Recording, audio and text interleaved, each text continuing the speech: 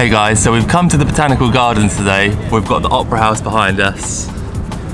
And we just wanted to do a little video here to show you everything that you need to know to come on a working holiday visa and set yourself up in Australia. In 2022. In 2022. Okay, so whether you want to work in Australia or just come for a long holiday, either way, you need some money in your bank account.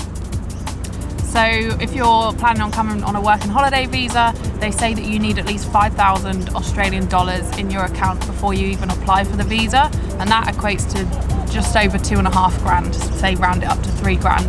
So I guess you need to start saving. That's in British pounds. That's in British pounds. So I guess that's the first thing you need to do. Yeah, and you need to prove this when you apply for your visa, so they'll want to see evidence of any savings you've got, bank statements, that kind of thing. Yeah, so as long as you've got that amount, that's the minimum that you need. And it doesn't matter if you have it across a few bank accounts. When we applied for ours, we just did statements of each savings account that we had. Yeah, and that was absolutely fine. So I guess the next thing is to apply for your visa, as long as you're planning on coming within the next year, I would say. Because once your visa gets granted, you've got 1 year from the date it's granted to enter Australia. So obviously if you're planning on doing it in a few years, don't apply just yet. So we're going to assume that you want to come on the working holiday visa, which is the subclass 417. And with this allows you to work in Australia to fund your holiday. Fund your travel, yeah.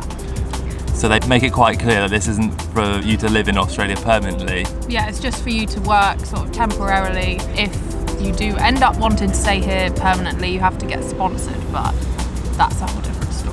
Yeah, we're not going to cover that in this video.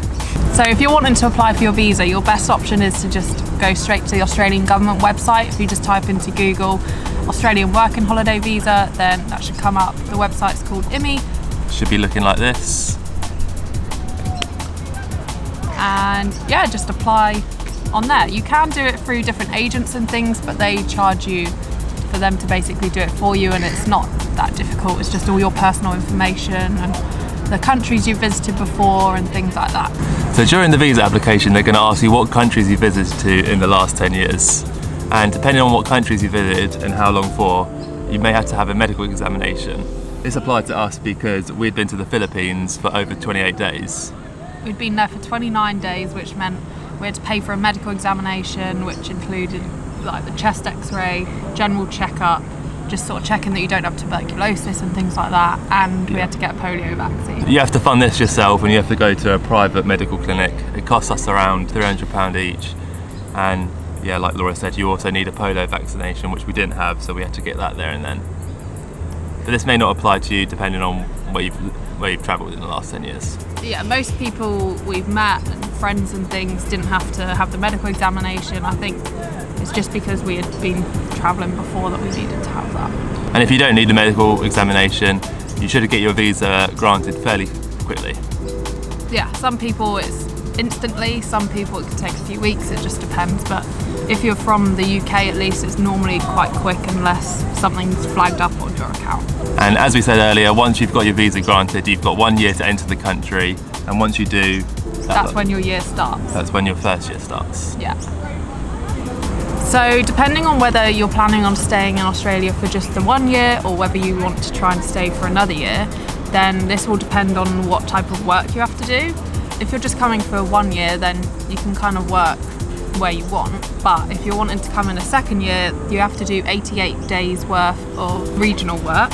So this is mainly farm work, but now in the north of Queensland, you can do some hospitality work in the remote areas. And that's kind of a new thing that they've initiated a few weeks ago.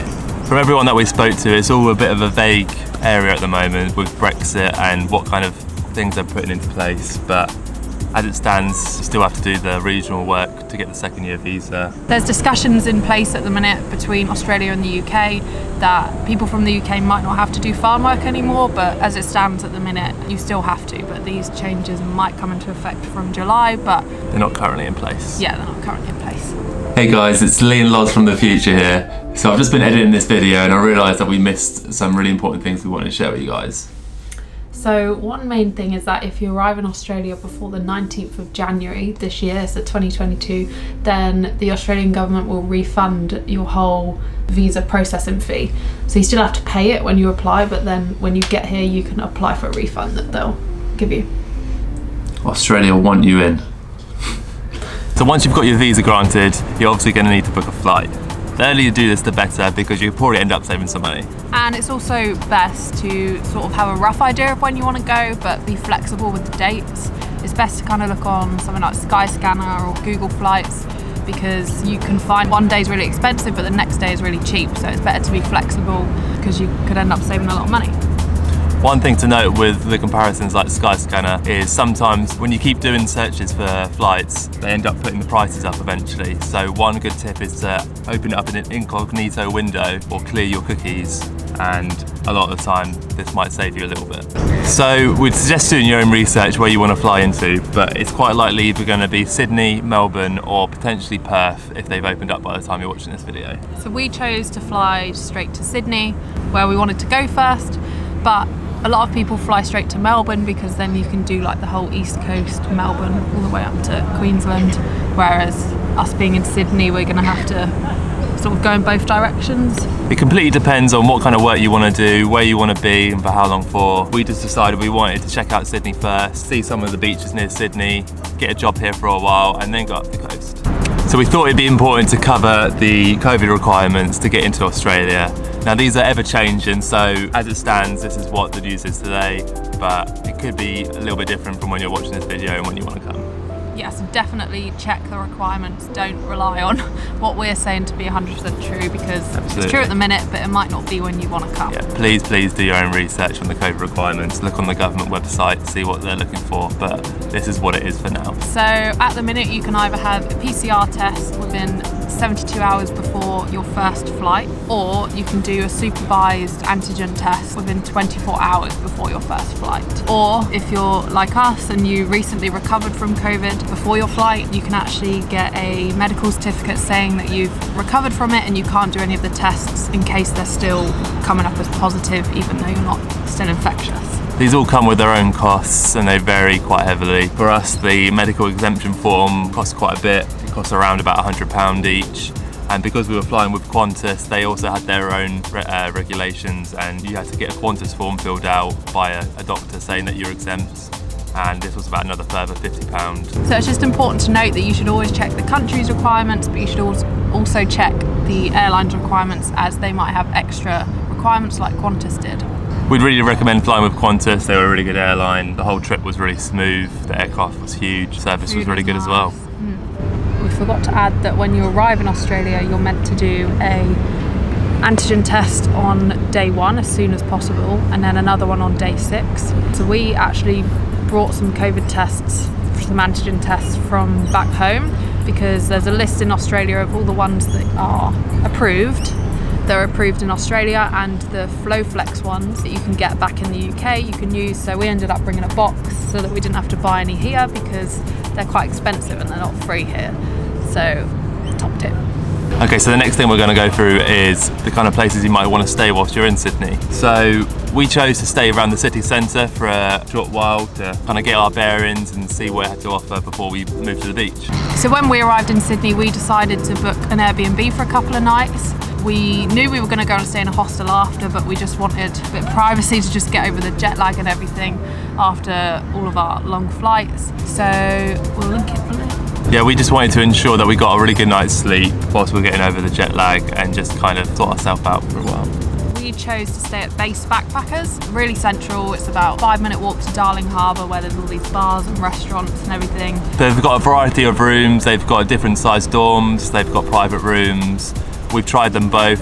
They were both really clean. The hostel's quite sociable. They've got a table tennis table in there. Staff there are really friendly, and they've even got a bar connected to it where you get 20% off if you stay there. And they've got a lot going on in the evenings in the bar. They've got a silent disco one night. They have different themed nights in the bar going on through the week. They've also got a lot of tours going on that you can sort of book onto. They're slowly reopening, obviously, the COVID restrictions and everything, but I think come March they're opening up all their tours again, aren't they? Yeah, and they're quite a reputable company. They've got locations all up the east coast of Australia. And then we wanted to go and check out the beach, so we headed off to Bondi. And we stayed at Wake Up in Bondi, and that was a really nice hostel, really modern. It's right on the beach. It's got a rooftop, literally looking over Bondi. And they have lots of things on in the evening as well, such as Taco Tuesdays. They do a rooftop barbecue. They do a wine and cheese night. Yeah, and it's a really sociable hostel. It's good to meet people there. They also do free surfboard hire. Free bicycle hire. Would definitely recommend. So next thing we want to talk about is setting up a bank account. So if you're planning on working in Australia, you need to have an Australian bank account, as jobs and things, they won't pay you into, say, a UK bank account. So this is one of the things that we wish we knew before we came, that you can actually set up the bank account before you arrive, and then your card will be in one of the branches for you to pick up, whereas we just assumed that you had to be here to open up the account. So we went into the branch. They were really lovely, helped us set everything up, but then you have to wait about 10 days for your card to arrive, and you also have to give them an address. So we had to give them our hostel address, but we were moving away from that hostel, so it just got a bit confusing. So would definitely recommend setting up the bank account before you arrive in Australia. We decided to go with Commonwealth Bank, abbreviate this to CommBank. We did a small amount of research of the best ones, and this is one of the most popular, as well as Westpac, also a popular choice. We tried to do as much research as we could, but in reality, they're all very similar. Each of these has a really small fee to maintain the bank account. It's about $4 Australian, so about £2, but you can waive this fee if you have $2,000 coming in and out of your account each month. They said to us at the branch, all you need to do is just make sure you're transferring $2,000 into the account, and then you can transfer it back out if you really want to. Or we can transfer it between us if we want. But if you're under 25, then you don't have to worry about that because there's no fees. I guess the main reason that we went with Commonwealth Bank is because they've got the most ATMs around the country. So unlike the UK here, it's free for you to take out money if you're using the same bank card as the ATM. But if you're trying to use a different ATM, then it might charge you. It's only a few dollars, but obviously that will add up over time. So that's why we decided to go with Commonwealth, because they've got the most ATMs. So we'll be able to get money out for free anywhere. And they told us that even some of the ATMs that aren't CommBank, you're able to use their card to get the money out for free. I think it was the ANZ one. Yeah. Hey guys, it's us again from the future. One other thing that we wanted to tell you guys is, as you're setting up your Australian bank account, you might want to transfer some money over from your overseas account. There's a few options to do this. Commonwealth Bank, they offer service, but we've been highly recommended not to go with any of the banks because the exchange rate they offer you is normally quite bad. So instead you can do a transfer service. One of the most popular ones, which is the one that we used, is called Wise, formerly known as TransferWise. I'm going to leave a referral link down below if you want to use it. It was so quick and easy. All you had to do was set up your account and put in your Australian bank details and the details of the bank that you want to transfer from, and the money comes into your account within about 4 hours, and they only charge you about £7 or £8 GBP. So it's a really cheap way of transferring all your money from your UK bank. I concur. Even though setting up a bank account is super important, we also really highly recommend that you get yourself a travel card before coming here. The most popular one, and one that we'd most recommend, is Starling Bank. It's completely free to open up, and it uses MasterCard's exchange rate. So all you need to do is just come and you can just tap away, you would do in the UK, and it comes up on your phone showing you the exchange rate, how much you spend, where you've spent it, and it's really good to be able to come here and spend your money straight away. And it's free to transfer money from your UK bank account. Yes, so me and Lee, we've both got a Starling account, and we've also got a joint Starling account. So it's easy for us to just transfer money between our accounts and also keep track of what we're spending as well. Yeah, exactly. There are other travel cards available, such as Monzo and Revolut. They're the other most popular ones, but the thing is with Starling, there's no cap of how much money you can take out in a month. Yeah, whereas Monzo, if you take over £200 out of an ATM in a different country, then they'll charge you. Not a lot, but Starling is free. So the ATM might charge you, but the card doesn't charge you. And one top tip that you guys need to know if you do go for a travel card, whether it's Monzo, Starling or Revolut, regardless whether you use it in Australia or in any other country, if you're given the option, always make sure you use the local currency. So if you are given the option in Australia to be charged in GBP or Australian dollars, then make sure you click Australian dollars, because otherwise you'll be using the rate that they give you and not MasterCard's rate, and it's often quite a lot of difference. Yeah, it'll end up costing you quite a bit more. If you're not planning on working in Australia, then you probably could just get away with having a card like this, but you will need an Australian bank account if you want to start earning money. Okay, so now we're going to talk about phone contract. So we assume that you'll probably want some kind of SIM contract when you get here. They have things like back home, like contract or pay as you go. So we ended up going for monthly rolling contract. Cost us, I think it's about $65 each a month, which is about between 35 and 40 pounds a month. So it's not the cheapest, but you do get 500 gigabytes of data each, which seems a bit excessive, but that was the best deal that we could find online. But we actually might end up changing this to a pay-as-you-go or something like that, because we're not using that much data. When you're at the hostel or at Airbnb, you'll have Wi-Fi anyway, so. One good thing that we found is it seems a lot more popular to have rolling month contracts than it is back home. Most operators are offering that kind of thing because they know about backpackers and what they want. So like us, when we've got this excessive phone contract, we know that we can just change it next month if we really need to. One other thing to note is that we've been told that Telstra can potentially offer better coverage. The more remote you are, I think there's more coverage than Optus and Vodafone. However, it might be worth checking with your current phone operator before you come to Australia, because they may offer you something like an international SIM, as I know EE currently offers this. So if you're obviously planning on working in Australia, you'll need to apply for a tax file number, TFN. So this you can't do until you're actually in Australia. I'd recommend doing that within your first couple of days of arriving, because it can take up to 28 days to be posted to you. Ours only took about a week, didn't it? However, one thing that we do wish that we knew, that we're told recently, is that after applying for it, you can actually call up straight away and they should be able to provide you with your TFN over the phone. So if you're in a rush and you need to supply it for work or anything like that, then that's a good way to save some time and get it straight away. You can start work without it, but you will automatically be taxed at the highest tax rate, which is 65%, which is obviously not ideal. But you just have to tell your employer within 28 days what your TFN is, and then they should be able to change the tax rate back to what it should be. Now moving on to superannuation. So this is basically the Australian equivalent of a pension, and employers here are legally required to pay your superannuation on top of your wage. Whenever you're looking for a job on any kind of backpackers board or any kind of job board like Indeed or online, a lot of them you'll see the wage plus super, and this just refers to the superannuation. The amount can change depending on the employer, but I think it's normally around 9 to 10%. You can wait for your employer to open up a super account for you, but ideally you just want to have one account for the whole time that you're here.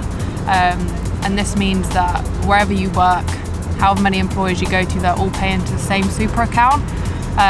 This is recommended because you pay fees on each account that you have, so the more accounts you have, the more fees you're going to pay, and obviously less money that you'll get when you leave Australia. And just from another point of view as well, is it's good to just have one super account, because if you keep on opening different ones whilst you start different jobs and you move in locations, then it's going to be hard to keep track which supers you've got, how much is in each of them, and then when you eventually leave Australia, you're going to need to get all that money out, and it's just going to cause you a lot of hassle and a lot of grief. Whereas if you just have one and ask every employer to put it into the same account, then it's all neatly there for you. Yeah, so basically, when you leave Australia, you're able to claim back all the money that you've earned in your super, apart from that it's taxed at 65%, which isn't ideal, but a lot of people end up leaving with a few grand. I guess it's just like another bit of savings, isn't it? So the next thing we're going to go through is what kind of medical cover you have whilst you're in Australia. This is provided to you through Medicare. Medicare, yeah. And if you're a UK citizen, as well as some other countries, you can join it for free, and then that's your medical covered. But I don't think it covers everything. It doesn't cover like dental and a few other things. So to set this up, you can just either go online and find the Medicare form, or you can walk into one of the centres and just pick up a form, and then you have to go back in with your visa and your passport and the filled out form, and then they'll sign you up. Oh, it's hot here. Some people also get travel insurance for the whole time that they're here. This can obviously be expensive, but it might cover you more than what Medicare will cover you. So I guess that's completely up to you, personal preference, what you would want to get. So we decided just to opt for a 1 month of travel insurance, and this was purely just to kind of get us here, make sure, any flight cancellations, the baggage, and just to kind of ensure that we've got some kind of medical insurance behind us before we set up the Medicare. Okay, on to one of the most important topics is what kind of work you can expect to get whilst you're in Australia. So they've recently changed the 417 work and holiday visa. The previous rules stated that you could only work for one employer for 6 months at a time and then you had to move on. But they've recently changed it so that you can work for one employer for up to a year. However, this obviously doesn't include your farm work, because if you only worked for one company for a year, then you'd have to leave by the end of it if you didn't do any farm work. Yeah, but it just gives a bit more flexibility, doesn't it? So you can find a lot of jobs that will accept work and holiday visas on Indeed, Seek and Gumtree. Obviously all the Australian sites, not the UK sites. So the kind of jobs that you're likely to get is construction, hospitality work. Admin. This is because employers are going to know that you're on a work and holiday visa, and they're going to assume that you might not want to stay there for too long, that you want to see the rest of Australia and travel around. Yeah, so you're more likely to get a job in a sector where there's a higher turnaround than, say, a finance job or something like that. For construction and any bar work, there's a few things that you need to know before applying for these jobs. Yeah, so for construction you have to apply for a white card, and it's basically a one-day course all about health and safety to do with construction, but you can't work in construction until you've got that. But once you've got it, that can get you jobs anywhere in Australia, any state. Whereas the RSA, which is the responsible sales of alcohol, you have to do a different one in each state that you plan on working in to do with a job that's serving alcohol. So whether that's in a restaurant or a bar or something, you can't work without it. Both of these are a really popular option. We know a lot of people who've recently done their white card. They said it was really easy to get. It just was quite long-winded. You just spend the whole day doing this course. But getting your white card almost guarantees you work across Australia, because there's so many construction jobs about. Yeah, and they're really well paid. I'm pretty sure that I'm going to get mine eventually. It just kind of gives you a bit of reassurance that if you need kind of any work, that you'll find it. And I'll probably end up getting my RSA in the next few weeks so that I can work in a bar or restaurant or something. Right, so I think that's about it. We hope that you've gained something from this video and learned something about your quest to get to Australia and setting up your life. We've been here for about 2 weeks and we've been absolutely loving it. We've met some amazing people, stayed in some amazing places. Comment below if there's anything else that you want to find any information about.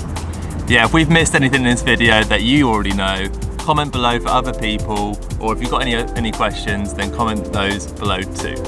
Whether you're feeling reluctant or not to apply for your visa for Australia, we say just go for it. What are you waiting for? There's nothing to lose. There's nothing to lose. Do it now. Do it now. Do it now. Follow the link below. What link? There's no link below. For what?